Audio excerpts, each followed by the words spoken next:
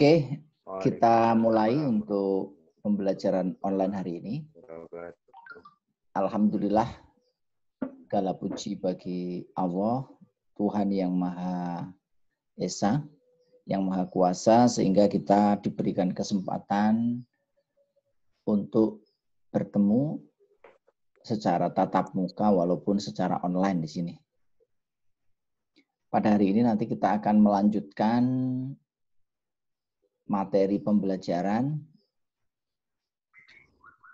pada mata kuliah Sistem Tenaga Listrik, di mana pada hari ini kita memasuki minggu yang ke-13, dan ini sudah hampir menuju pada akhir dari mata kuliah ini. Ini mungkin saya mohon maaf, mata kuliah ini tidak bisa tersampaikan secara baik karena beberapa gangguan ya. Nah, pada hari ini kita akan membahas tentang tema gangguan pada sistem tenaga listrik. Nah, ini mirip ini dengan situasi yang sekarang. Kalau sekarang kita ada gangguan berupa pandemi corona, nah pada tema hari ini kita akan membahas tema tentang gangguan pada sistem tenaga listrik.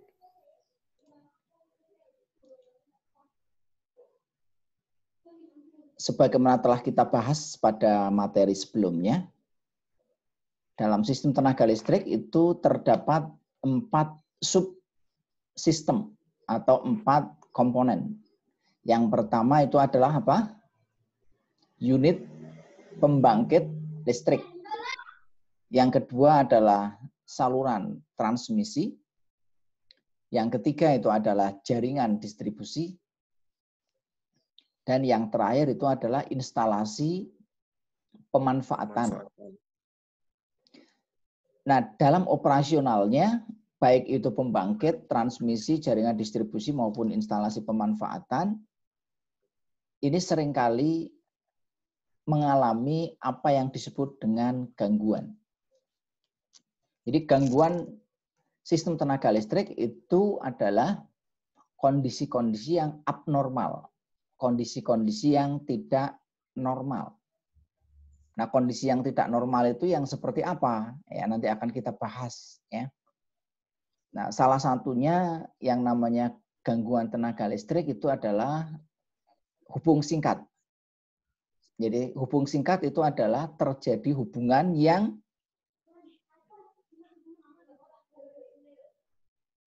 terjadi antara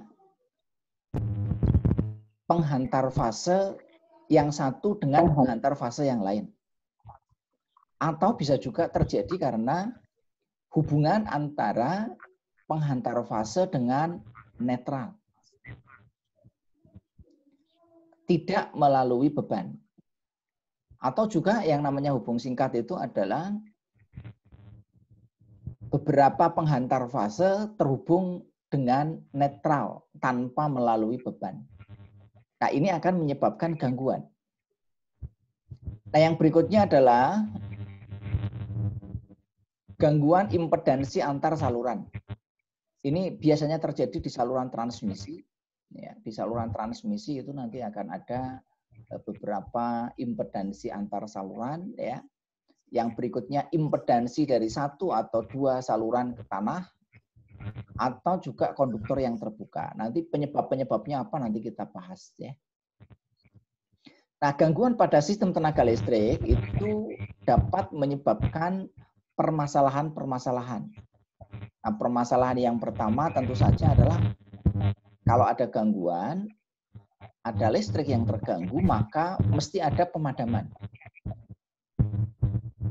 Baik di lokasi yang terkena gangguan maupun di lokasi yang tidak terkena gangguan.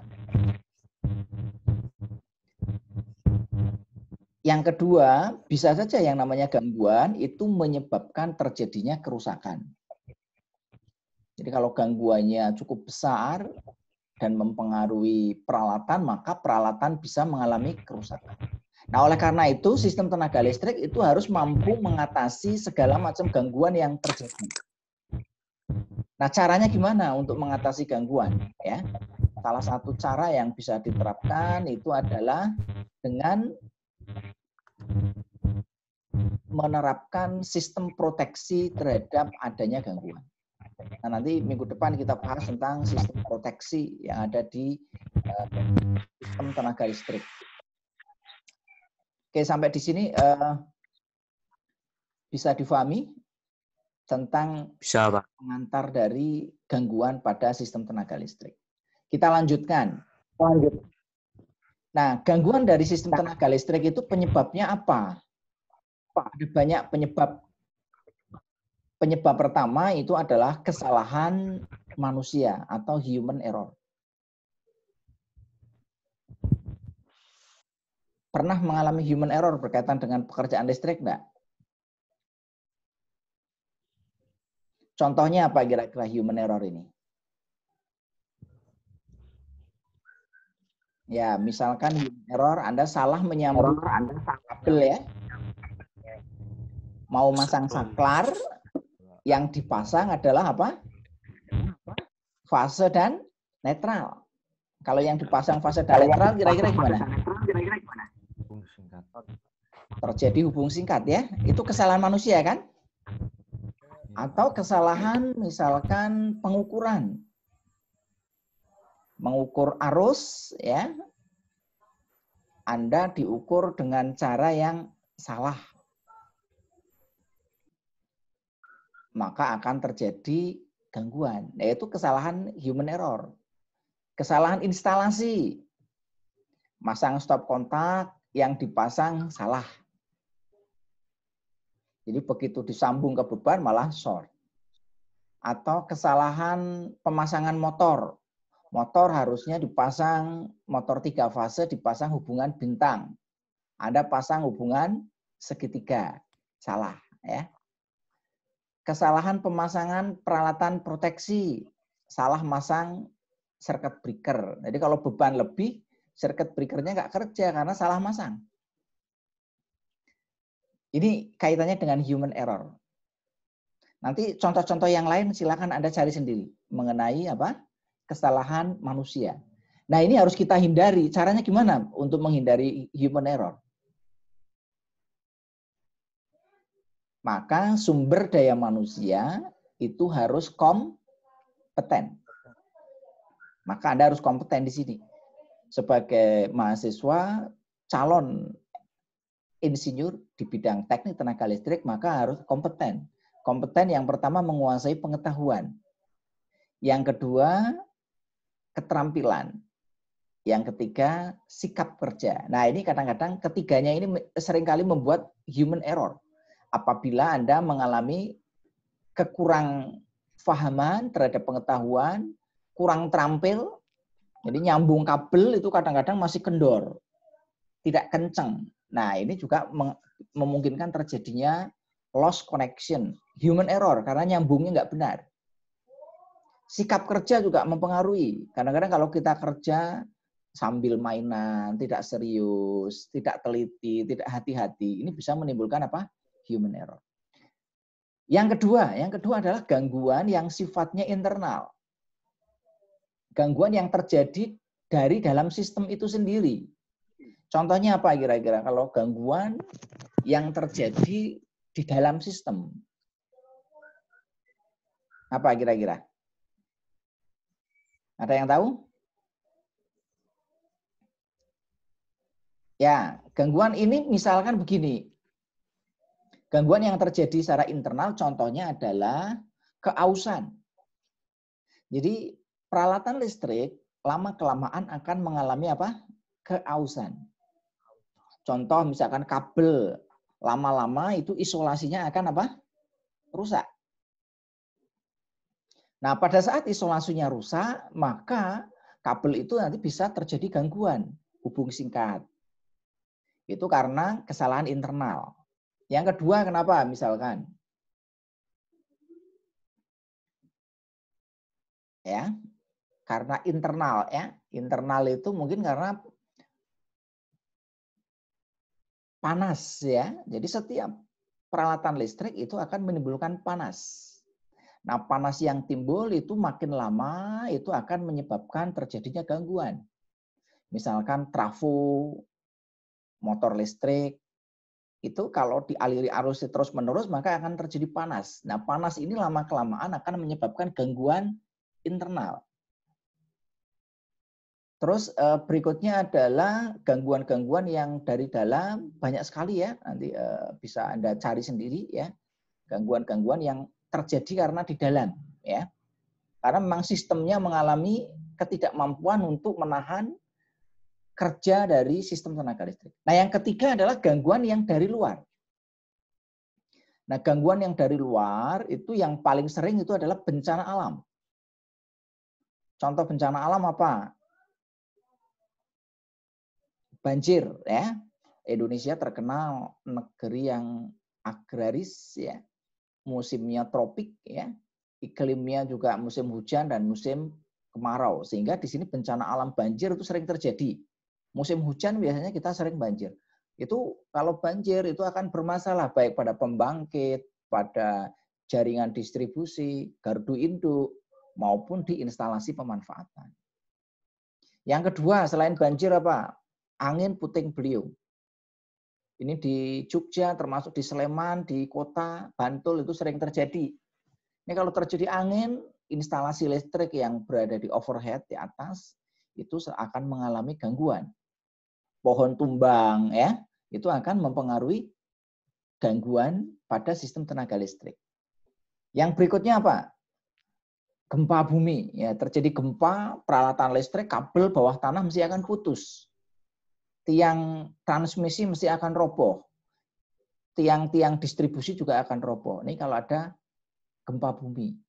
Dan saya kira banyak sekali untuk bencana alam ya. Yang berikutnya apa? Petir. Petir ini sering menyambar pada bangunan maupun pada peralatan listrik. Sehingga bangunan yang ada instalasi listriknya harus diproteksi dari sambaran petir. Baik secara langsung maupun tidak langsung. Demikian juga peralatan-peralatan yang berada di luar. Seperti pembangkit, saluran transmisi, jaringan distribusi, gardu induk, dan lain sebagainya harus dilindungi dari petir. Yang ketiga adalah gangguan yang terjadi karena adanya binatang. Binatang yang suka mengganggu sistem tenaga listrik apa kira-kira? Tikus. Tikus masuk ke rumah trafo, masuk ke pembangkit, masuk ke instalasi jaringan listrik. Makan kabel, ular, kadal, biawak, ubur-ubur kalau di di pantai, di pembangkit biasanya kan letaknya di pantai, itu ubur-ubur dan lain sebagainya. Ini adalah binatang. Kalau di rumah itu ya semut, saklar, lampu itu kan sering disemuti. Dan binatang-binatang lain yang bisa mengganggu sistem tenaga listrik. Nah, yang keempat itu adalah gangguan yang disebabkan karena adanya sabotase. Kalau di Indonesia, alhamdulillah mungkin ya nggak terlalu sering, tapi ada ya sabotase. Misalkan apa? Pencurian. Kabel-kabel listrik itu sering dicuri karena harganya mahal. Terutama kabel-kabel tegangan menengah dan tegangan tinggi. Yang ukurannya besar. Nah, yang paling sering disabotase itu biasanya adalah kabel ground. Kabel netral. Ini sering. Di kampus kita beberapa kali untuk sistem pentanahannya itu sering dicuri. Sehingga sistem proteksi terhadap sambaran petir itu sering nggak bisa bekerja. Kenapa? Karena kabel groundnya diambil orang. Nah, ini adalah penyebab dari gangguan. Sampai di sini bisa difahami? Bisa, Pak. Bisa, Pak. Kalau ada pertanyaan langsung aja ya. Kalau ada yang masih belum jelas itu nanti silahkan langsung aja ditanyakan. Silahkan Mas. Ada nggak Mas Asna? Belum ada, Pak. Belum ada ya. Nah, ini jenis gangguan pada sistem tenaga listrik. Kalau tadi penyebabnya, kalau ini jenis gangguannya. Apa sih jenis gangguan? Sebenarnya ada banyak ya. Yang pertama jenis gangguan itu adalah overload atau beban lebih. Nah, ini overload itu biasanya karena salah desain. Ini di rumah kita sering terjadi overload kan? Nah, untuk menghindari terjadinya overload gimana ya? Harus dipasang peralatan proteksi. Apa peralatannya? Circuit breaker. Salah satu contohnya. Atau pengaman overload yang lain. Nah, ini overload atau beban lebih ini adalah salah satu jenis gangguan yang paling sering terjadi. Akibatnya apa kalau terjadi overload? Panas. Yang namanya overload itu panas, ya, sehingga dapat merusakkan peralatan listrik baik jangka pendek maupun jangka panjang. Yang kedua itu adanya arus lebih. Arus lebih itu yang seringkali nanti dibahas yaitu adalah hubung singkat. Hubung singkat itu adalah terhubungnya antara kawat fase dan netral tanpa melalui beban. Itu namanya hubung singkat. Jadi kalau Anda punya stop kontak di rumah, kalau Anda punya stop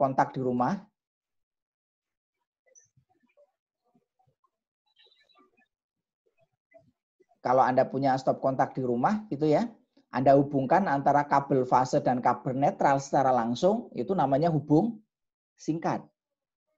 Tapi kalau Anda hubungkan melalui komputer, itu tidak hubung singkat. Bisa dipahami di sini ya, ini istilah hubung singkat. Nah, Yang berikutnya adalah tegangan lebih.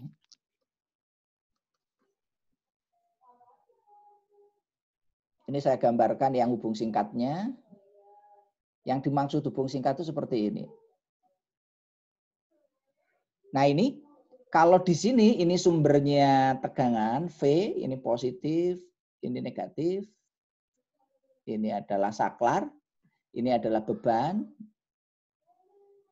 atau load. Maka hubungan seperti ini itu tidak hubung singkat. Yang dimaksud hubung singkat gimana? Jadi di sini, ini kabel fasenya di sini terhubung ke tanah. Ini namanya hubung singkat. Atau bahasa Inggrisnya apa? Short circuit. Gampangannya kalau di rumah Anda lah, ini ada stop kontak.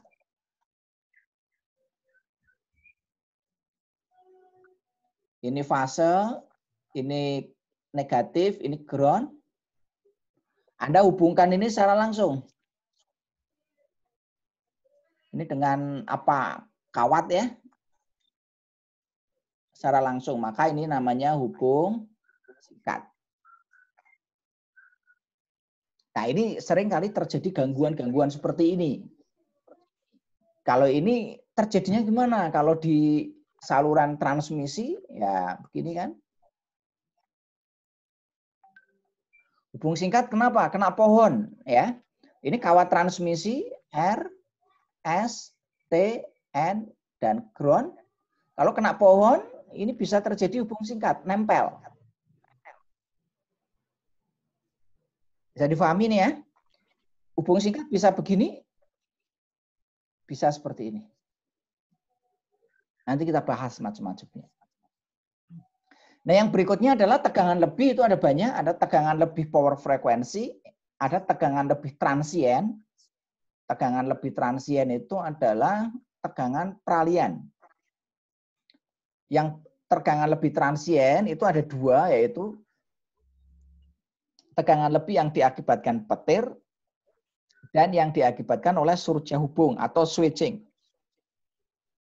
Jadi di sini tegangan lebih itu bisa karena petir, bisa karena surja hubung. Nah, yang keempat itu adalah gangguan stabilitas. Jadi stabilitas itu penting. Apa stabilitas? Kemarin sudah dibahas, listrik yang berkualitas itu stabil. Apa yang harus stabil? Yang harus stabil adalah apa?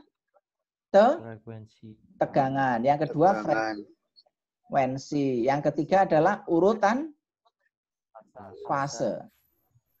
Nah, ini apabila tegangannya tidak stabil, frekuensinya tidak stabil, maka akan potensi menimbulkan adanya gangguan. Oke, sampai di sini sudah jelas semuanya? Sudah ya? Nah, bagaimana mengatasi gangguan? untuk mengatasi gangguan itu ada dua cara. Cara pertama itu adalah mengurangi terjadinya gangguan. Ini cara pertama ya, mengurangi terjadinya gangguan. Nah, caranya gimana supaya mengurangi terjadinya gangguan? Cara pertama, gunakan peralatan yang dapat diandalkan atau yang berkualitas. Jadi kalau Anda bekerja sebagai engineer, maka pilihlah peralatan-peralatan yang berkualitas. Kalau di rumah pasang listrik ya, kalau pakai saklar ya yang berkualitas. Stop kontak yang berkualitas. Ya merek, jangan nggak usah nyebut merek lah ya. Ya, kalau mau nyebut merek ya yang berkualitas ada macam-macam, baik yang merek lokal maupun merek internasional. Jadi kalau Anda nanti kerja di industri konstruksi misalkan atau di instalasi listrik industri, ya nanti Anda kenal dengan merek-merek tertentu. Yang kedua, di dalam untuk mengurangi terjadinya gangguan, maka yang kedua adalah spesifikasi harus tepat dan desainnya harus baik. Maka untuk bisa mendesain dengan baik, Anda dibutuhkan kompetensi. Ini sudah saya sebutkan di awal. Anda harus tahu tentang teori, Anda harus tahu tentang hukum-hukum, Anda harus menguasai standar yang ada, dan Anda juga harus mengetahui tentang regulasi. Serta yang terakhir ada rule of thumb.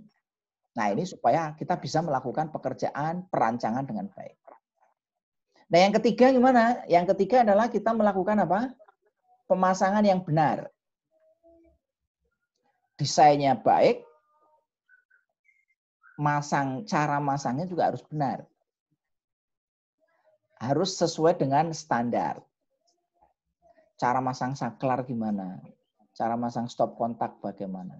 Cara masang lampu seperti apa? Cara masang circuit breaker seperti apa? Cara masang fuse, cara masang ELCB, cara masang arrestor, cara masang trafo tegangan menengah, cara masang panel, cara masang instalasi overhead, cara masang instalasi underground. Nah, ini harus dilakukan dengan benar. Nah, ini kita harus terus belajar cara masang yang baik. Nah, ini juga nanti kalau di listrik ya kaitannya dengan instalasi listrik. Kalau Anda nanti mengambilnya instrumen ya cara masang peralatan instrumen, cara masang instalasi DCS, cara masang misalkan transmitter. Kalau itu Anda ngambil nanti teknik kendali. Nah, yang keempat itu adalah pemeliharaan yang baik. Ini kalau di overhead, ya maka overhead ya harus pemeliharaannya gimana? Kalau overhead ya biasanya pemangkasan, penebangan pohon, terutama di musim penghujan dan lain sebagainya. Kalau di bawah tanah ya nggak usah diapa-apakan ya. Enak, free maintenance. Instalasi listrik bawah tanah itu free maintenance. Biasanya menggunakan curative maintenance. Artinya begitu diinstalasi ya nunggu sampai dia rusak. Seperti kemarin di Jakarta kan ada kabel tegangan menengah yang terbakar ya. Kenapa kok bisa sampai terbakar? Nah, biasanya untuk instalasi listrik bawah tanah itu memang run to failure strategi maintenance-nya. Karena kalau dilakukan maintenance itu cost-nya tinggi. Tapi kalau instalasi udara, maka perlu dilakukan maintenance yang baik. Kalau ada pohon yang agak tinggi ya dipangkas. Kalau ada struktur tanah yang goyang harus diperbaiki dan lain sebagainya. Nah, yang kelima itu adalah operasi dan pemeliharaan yang baik. Ini operasinya harus baik. Terus pemeliharaannya juga harus dilakukan dengan baik. Ini yang pertama ya. Nah, yang kedua adalah mengurangi akibatnya. Nah, untuk mengurangi akibatnya caranya gimana? Yang pertama, mengurangi besarnya arus atau tegangan yang terjadi. Ini maksudnya arus dan tegangan gangguan ya. Arus dan tegangan gangguan. Ini harus dikurangi. Caranya gimana? Ya, caranya nanti kita pasang peralatan proteksi. Insya Allah nanti minggu depan kita bahas. Cara yang kedua adalah melepas bagian sistem yang terganggu. Jadi kalau ada gangguan, maka diamputasi. Mana yang diamputasi yaitu bagian sistem yang terganggu. Caranya gimana? Ya, dengan menggunakan apa? Pemutus itu CB ya, circuit breaker. Jadi kita gunakan peralatan proteksi, kalau ada tempat yang terjadi gangguan, kita lepas, kita putus. Yang ketiga, penggunaan pola load shedding dan sistem splitting atau ice landing. Nah ini nanti saya jelaskan apa itu yang dimaksud dengan load shedding. Jadi pembebanannya ya untuk kemarin sudah kita bahas di sistem topologi apa? Topologi jaringan ya. Nah, ini topologi jaringannya nanti kita pasang polanya apa? Load shedding. Bertingkat ya. Pembebanannya secara bertingkat sehingga nanti kalau ada gangguan pada satu sistem itu nanti bisa kita lakukan manajemen gangguan.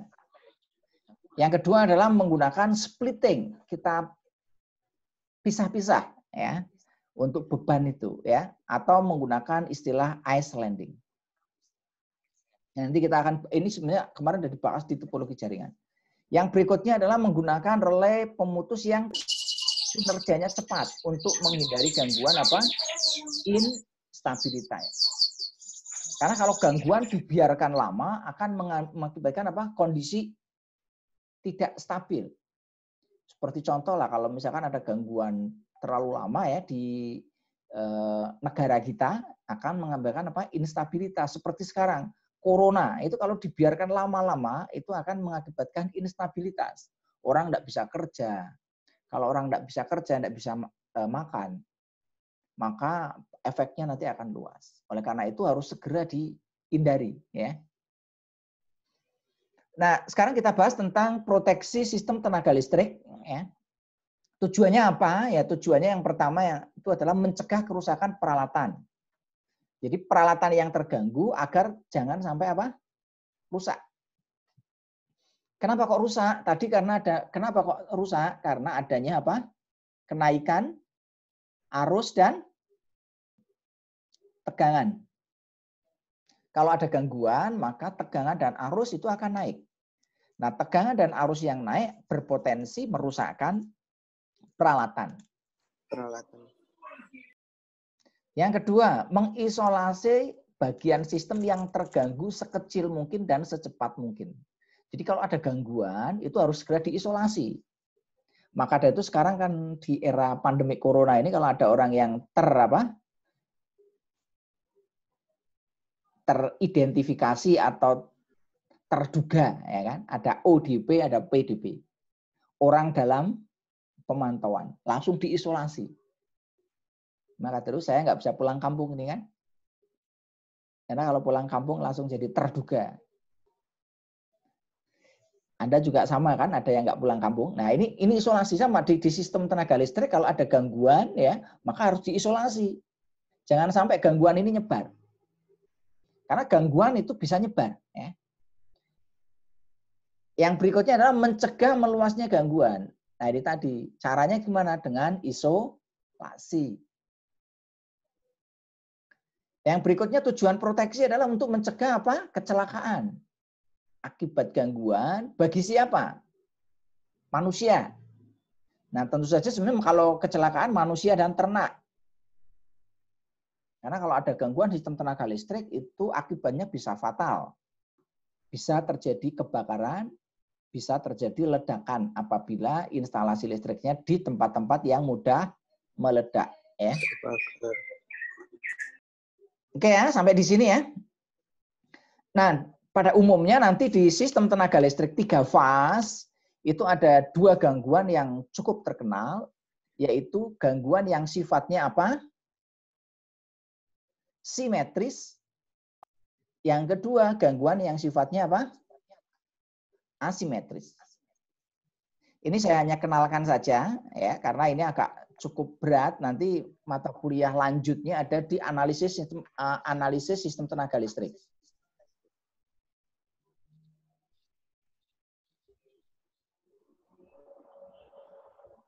Nah, ini nanti kalau Anda membahas materi ini menjadi materi utama seorang engineer ya dalam mengatasi permasalahan gangguan pada sistem tenaga listrik. Nanti akan saya beri, ini sebenarnya kalau ada waktu mau saya berikan, cuma khawatirnya terlalu berat karena Anda kan masih semester 2. Karena ini sebenarnya materi advance. Mata kuliah konsentrasi teknik tenaga listrik. Apa itu gangguan simetrik? Yaitu apa? Gangguan ya yang terjadi, namanya mesti hubung singkat ya. Gangguan yang terjadi itu menyebabkan terjadinya hubung singkat 3 fase ke tanah. Jadi di sini terganggunya 3 fase ke tanah itu langsung ya. Kalau yang dimaksud tak simetris itu tidak seimbang. Ya, nanti kita lihat gambar aja. Nah, ini tipe gangguan. Jadi tipe gangguan ini gangguan hubung singkat ya. Ada yang pertama apa ini? 3 fase terjadi hubung singkat. Ini yang dimaksud gangguan simetris. Jadi tiga-tiganya semua terganggu. Kalau yang asimetris ini terganggu line to line. Ini asimetris juga. Lagi kurang lebih 30 menit. Sebenarnya gue udah mulai ngerasa panjang banget. Ini sama ya. Ini satu fase ke ground, ke tanah. Ini fase ke fase. Ini 2 fase ke ground. Kalau ini gangguan 3 fase. 3 fase terhubung semua. Yang paling sering terjadi kemana? Yang paling sering terjadi adalah asimetris. Gangguan yang tidak simetris. Ini jarang sekali terjadi. Ini jarang. Yang paling sering ini sering. Ini juga sering. Ada lampu? Gue stop di lampu itu. Oke ya, sampai di sini ya. Sampai di sini sudah jelas belum gambarannya untuk gangguan simetris dan asimetris.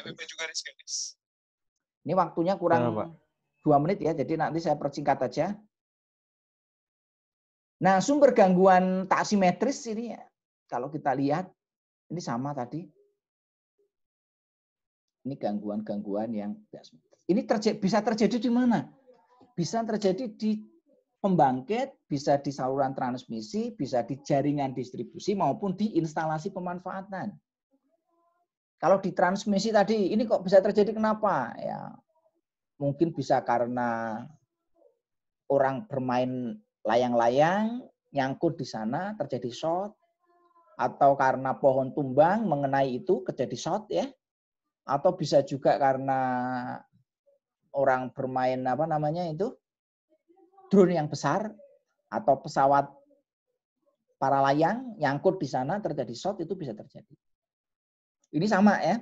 Kalau di pembangkit bisa terjadi karena apa ya? Macam-macam pembangkit bisa terjadi karena baik di instalasinya maupun di prosesnya. Nah, sumber gangguan tak simetris itu nanti apa? Menyebabkan beban yang tidak seimbang. Nah, sehingga nanti kalau kita analisis ya bentuk gelombang sinusnya yang terjadi seperti ini. Kalau sistem normal kan seperti ini ya. Ini adalah omega T yang ke sana. Ini adalah arus tegangan. Nah, ini akan terjadi kalau terjadi gangguan, maka arus dan tegangannya menjadi sangat tidak simetris ya. Nah, bisa terjadi